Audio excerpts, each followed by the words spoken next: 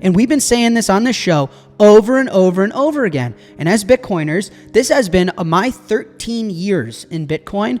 The last 12 months has been some of the most, because all the people that told me I was an idiot and told me I was wrong and I was a college dropout and I was a kid and I needed to grow up and I needed to act like a suit, they're all saying the quiet part out loud. This bill, outrageous. Honestly, I don't know. Listen, I've only been alive for so long, right? Some of you listening have been alive longer than I have. So you take this for whatever it's worth. In my lifetime, I've never seen a president do such a 180 so quick. One of the reasons I do this show is just begging and pleading to get Bitcoin in the hands of the people. It's one of the rare things we can all get and all own. There has always been more to Bitcoin than just a digital currency. Freedom, self-determination, and defense against financial institutions that frequently fail the very people they are supposed to help are what it stands for. As governments continue to increase their debt and inflation erodes savings, Bitcoin offers a substitute that cannot be devalued by a central bank. New rules have just begun to change the financial scene and expose the serious flaws in established banking systems. This isn't about taking sides. It's about seeing how easily the rules can shift when economic pressures increase. More individuals are using Bitcoin as a safe way to keep value and a tool for global financial inclusion as living expenses rise and currency values decline. The price of Bitcoin has shown resilience in the last week, rising beyond $118,000 following a minor pullback. This has been fueled by a rise in popularity and wider acceptance in payment networks. Jack explains why Bitcoin is not just a speculative asset, but a technological revolution that can protect your wealth and empower billions worldwide. Please remember to like this video, subscribe to our channel, and enable post notifications if you have a strong interest in learning about the future of finance and the function of digital assets like Bitcoin. This will ensure that you never miss anything. Thank you and enjoy the video. I continue to expect this to play out. So let's check in on how that oh so mighty dollar, did it get weaker? Were we right about that? Yeah. The dollar is off to its worst start since 1973 over the last 6 months. So within this calendar year 2025, the dollar's down over 10%. Over 10%. Get a load of that shitcoin. Get a load of that shitcoin. Next, the big, beautiful bill. The BBB has finally passed. Okay? Let me add my commentary here. What is the relevance of this bill? What are the details? None of them matter. Guess what? We're printing a ton of money. Who could have predicted that? Oh, none other than Bitcoiners. Of course. Bitcoiners saw the Fed and the government having to have, there's no way that some form of yield curve control, oversight and control over rates. Fiscal dominance is here. It's entered the chat. Nothing else matters because we are living through a debt crisis. There's too much debt. There's been too much money printing. The game is over. The gig is up. A new monetary regime is here.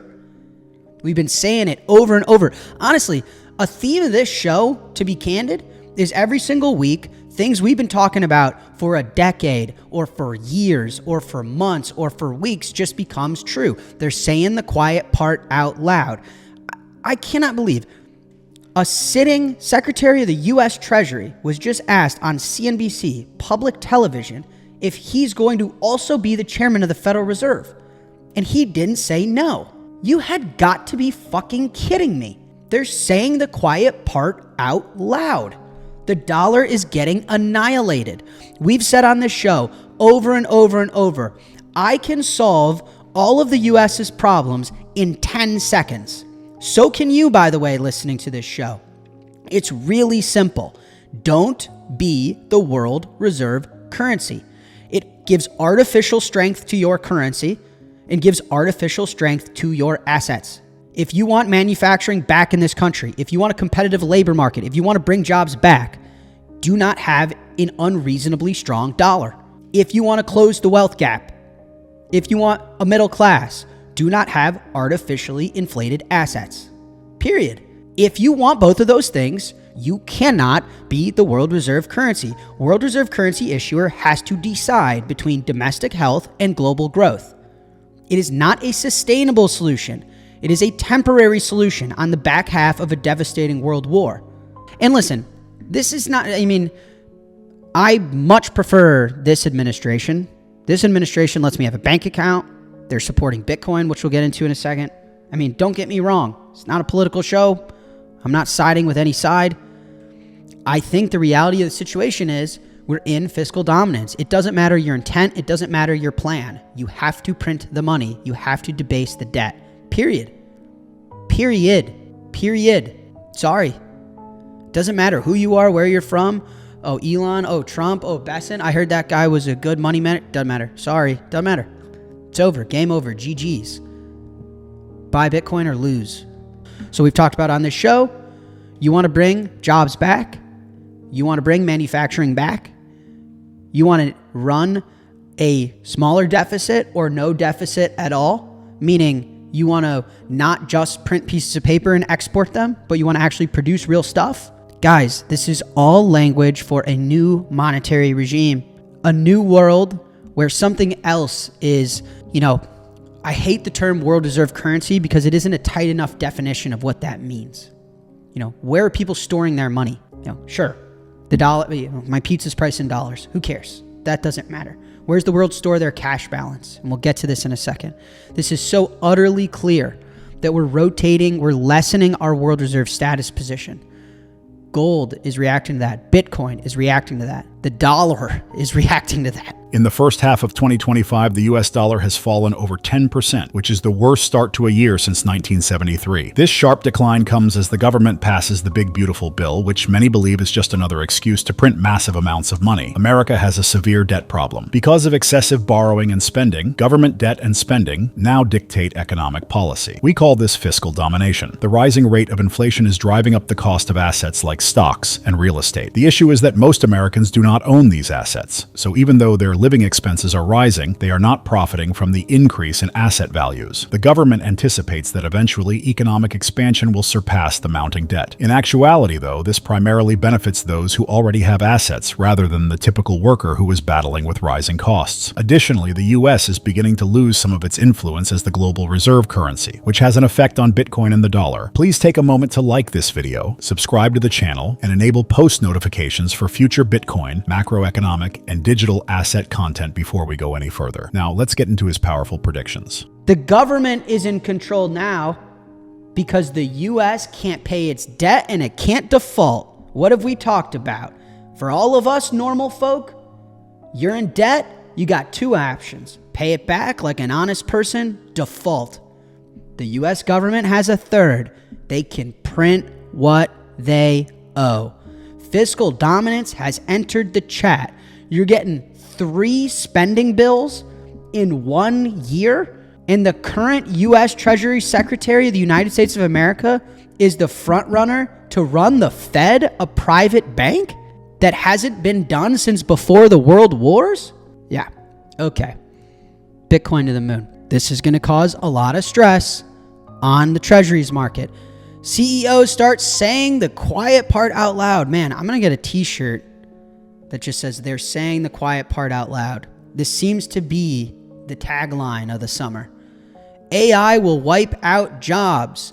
This is another thing that I have no idea how they're going to get around all of this without printing the money, okay? This is not theory. This is not a hypothesis. This is now reality. AI is moving extraordinarily fast. I mean, on a more optimistic take, some keynote I'll do, maybe my next big speaking conference or something, my philosophical outlook on humanity is that Bitcoin and AI are the technologies that are going to usher in an era of prosperity for us. I fundamentally believe that. I think with a hard money, humans can begin to save again and lower their time preference and orient themselves towards a future, plan for a future. And I think we're going to be immensely healthier if we can afford a better diet, if there are natural free market consequences to mistakes, right? And so I think hard money, and we're all familiar with that on this show. And then I actually think AI automates a lot of the mundane tasks and, brings humans back to art. AI disrupts, the accountant, the lawyer, right? The nurse. I update my blood panels to my AI, and it's able to give me insights that no human would be able to give me. and it's able to give me those insights in 3 seconds. So it disrupts a lot of jobs, but it brings us back. I think the combination of Bitcoin and AI brings us back to an art renaissance where AI makes the artist better. It makes the lawyer extinct. And that's what we want, in my opinion. I have all sorts of data and slides. I'm really excited to, put these thoughts into a longer form talk, but the amount of legal practice and lawyers spiked since 1971. So anyways, I'm a fan of AI. I wish it was open source. There's a lot of work to do, but I think the combination of Bitcoin and AI is going to usher in an art renaissance and prosperity that, it's this old idea. Hard times create strong men create good times create weak men create hard times. I really think that there's been a lot of weak men over the last decades that have created tremendously difficult times, but these difficult times now are creating strong men, and those strong men aren't the strong men with large pectorals and big biceps. I'm talking about strong men like Satoshi Nakamoto, like creating a $2 trillion asset anonymously and walking away. It's the strongest man I've ever seen.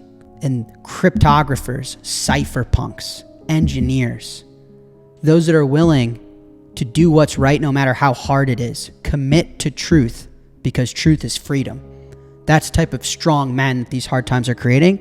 And those strong men, in my opinion, are going to create incredible times. And those incredible times are going to be new levels of prosperity and a renaissance of art. AI will relieve us of having to do mundane tasks. How many people do you know that says, I hate my job.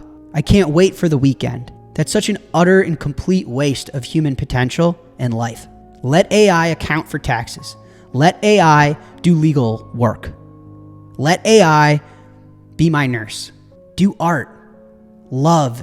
Experiment. Explore. According to Jack Mallers, the U.S. government has complete power currently because it is unable to repay its debt and cannot go into default. Default or honest repayment are the two choices available to average debtors. A third alternative, however, is for the U.S. government to simply print the money it owes. This is referred to as fiscal domination. Mallers is optimistic in spite of the dangers. He thinks that the combination of artificial intelligence and Bitcoin will usher in a new era of prosperity. While AI will automate repetitive and dull tasks, allowing humans to concentrate on meaningful work, art, and creativity, Bitcoin will enable people to save and plan for the future with real money. He thinks that because AI can provide better, faster insights and services, it will eventually replace accountants, lawyers, and even nurses. As a result, people will no longer be forced to work at jobs they detest and will be free to pursue their passions. Because so many white-collar jobs are at risk, he added, this transition will be chaotic. Office jobs are being lost to automation and outsourcing, just as blue-collar workers were in the past. Bank crises result from people losing their jobs because they are unable to pay their loans or mortgages. However, the government ends up printing more money to support banks because they are unable to fail. The U.S. Treasury market will continue to be under pressure due to this continuous printing. Lastly, he cautioned that in an effort to support the economy, political leaders may begin to directly control the Fed. He thinks that the adoption of Bitcoin, AI disruption, and economic domination are all causing a significant shift in society. Remember to like this video, subscribe to the channel, and enable notifications if you thought his viewpoint was helpful so you don't miss any updates. We'd love to know what you think about the future of cryptocurrency markets, so please share your ideas in the comments section. We appreciate your time and hope to see you in the next video.